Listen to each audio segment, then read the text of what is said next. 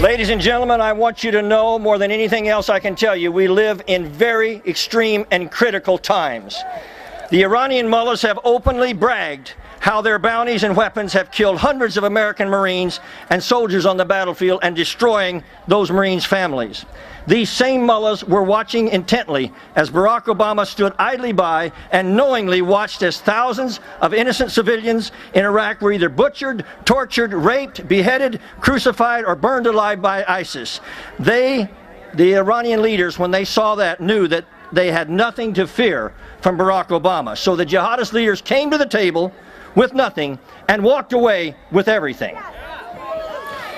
This insane, rope-a-dope, duplicitous, unverifiable, and astonishingly unenforceable deal with Iran legitimizes and empowers the most prolific state sponsor of terrorism in the world. And it obligates America to lift all sanctions, lift bans on Iraq's weapons imports and ballistic missile programs, allow Iran a protected protocol to enrich uranium and research even more advanced centrifuges. It gives them tens of billions of dollars with which they can continue to spread their terror and destabilizing expansionism throughout the world. It allows them to continue their human rights abuses, including illegally holding American citizens hostage, and it allows them to keep their entire nuclear infrastructure.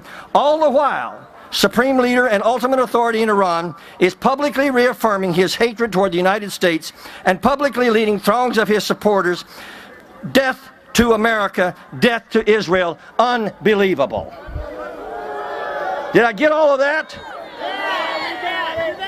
Bill Clinton made a far better deal than that, and the result was that the police state of North Korea proceeded to develop nuclear weapons only a few years later, and some of our most loyal allies are now under that threat to this day.